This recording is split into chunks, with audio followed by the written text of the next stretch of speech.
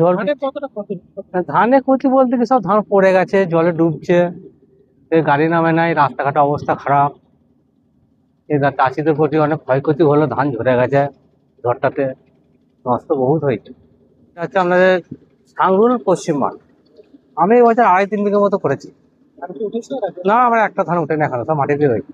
অসুবিধা মানে বিরাট অসুবিধা হবে, মেশিন নামছে না, জলে ডুবে রয়েছে বাগানো, ধান চিটি গেছে।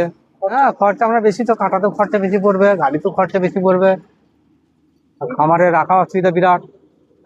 সবটাই ক্ষতি। ধরুন ধান লাল হয়ে যাবে, পিল হয়ে যাবে, কল হয়ে যাবে, বিক্রি করতে গেলে দাম পাবো না, চাষিদের বহুত ক্ষতি। চাইছি যদি সরকার যদি কোনো অনুদান দেয় যদি, তাহলে চাষিদের একটু উপকার হবে। আমার নাম শেখ আব্দুল আলী, বাড়ির সাগর। ধানের ক্ষতি হয়েছে, জল তো দাঁড়িয়ে আছে, ধান ঝরেও গেছে, অনেক ক্ষতি ভালোই হয়েছে চাষিদের।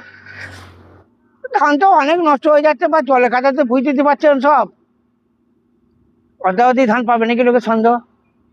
তারপর কল বেরিয়ে যাবে, খরচা বেশি হবে, লোকজনের খরচা বেশি হবে, ধানটা কল বেরিয়ে যাবে, ওটা বিক্রি করতে গরজ করবে, মানে কম পয়সা বেচতে হবে।